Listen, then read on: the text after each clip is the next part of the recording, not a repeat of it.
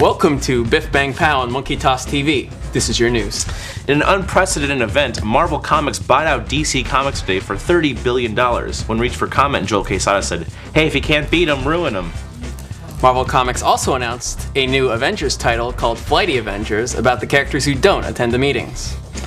DC Comics purchased several TV properties to make it a monthly titles written by Jeff Johns featuring Hanging with Mr. Cooper and Mr. Belvedere. When reached for comment, he said, "Please help me. I'm so very tired and being held against my will. Please help me." Marvel Comics also announced another Avengers title called Chocolate Avengers, but we don't know if they're black or just made of chocolate. I can't wait to find out. Oh, I'm sorry, this just in. Invincible writer and creator Robert Kirkman is a hot dog. More as this develops. Alright, let's check in with Jamie in this week's comics. Hey, beautiful. Welcome back. Jamie's going to talk to us about comics this week. Jamie. Hi, guys. Let's start with Green Hornet number 2, or as I like to call it, Britt Reed. Next on the box is The Punisher. I have no idea when or if or how this thing is going to reclaim Frank Castle's real body and his real time zone, but it's possible that this just doesn't know how to end right.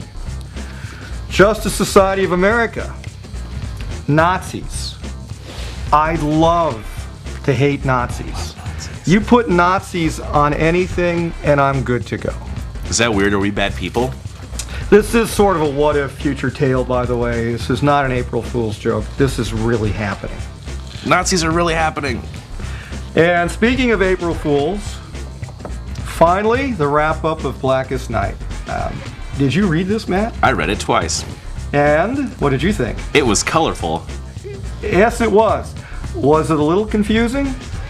I don't know, I just look at the pictures really. Yeah, that's kind of what...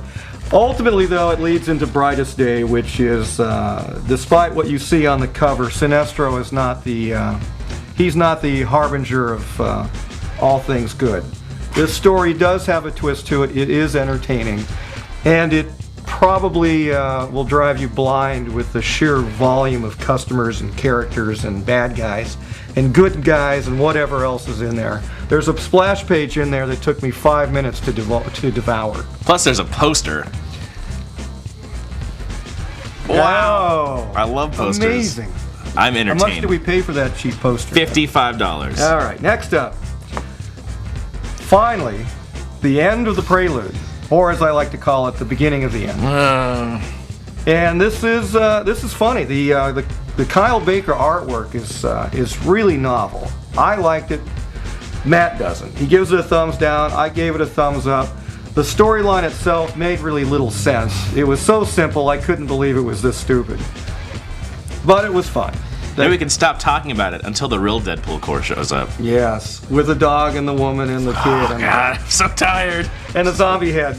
And then finally, folks, this is not, I repeat, not an April Fool's joke. Daken, Wolverine's son, lip locks Bullseye. In the heat of the moment, in the center of combat with the Asgardian gods, we get to see a little FaceTime between these two villains without any idea where this is going. Finally. Why is he bisexual now? Is it because of the tattoo? I don't know. One of my employees has some expertise with tattoos. We can go ask him. Maybe not. He might try and make out with us. Okay, since it's not April Fool's Day at all, I'm going to talk about my favorite comedy books, and ones I probably hate. I don't know. My favorite comedy book is Tales Designed to Thrizzle by Michael Kupperman. If you're cool and important, you should be reading this. For the rest of you, here's some comics. The Muppet Show comic book is actually really funny. I mean, it's about the Muppets. How can it not be funny?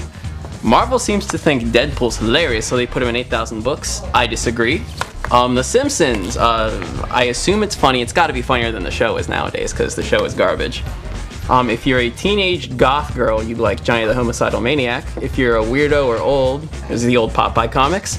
And Blackest Night, I also find hilarious, but unintentionally hilarious. So, comedy. It's in the comics now, surprisingly. Comedy. Oh. Wish we could get it someday. Yeah. Pick of the week, though. Spawn. Oh, Have what? you heard of this? It's No. about like he's like Batman and Spider-Man at the same time. But he's also like a zombie from hell. Oh, It's sick. got like killing and like a fat sick. clown guy and like Satan. Oh, Oh my god, sick. it's so awesome. Like this Todd McFarlane guy's gonna be big one day. Oh my god. Dude, look at all their armor and buff chests. I think that guy's name is like Overkill. Oh man, that's a character Like, he kills I care overtly. about. Oh, overkilling it. Oh my Wow, I hope they make a figure line, a shitty movie, and then an okay, whatever. I can't wait to read about Spawn. man, Spawn, comic of 1993. Today. Do it. All right, this has been April Fool's Day. We just wasted 4 minutes of your life. Yeah, in their face. Right in their face. That's for you. We'll see you next week. Maybe. April Fools. You never know. Let me check out that Spawn. That looks pretty sweet. Yeah, it's pretty awesome. Oh, sick. His cape is like alive.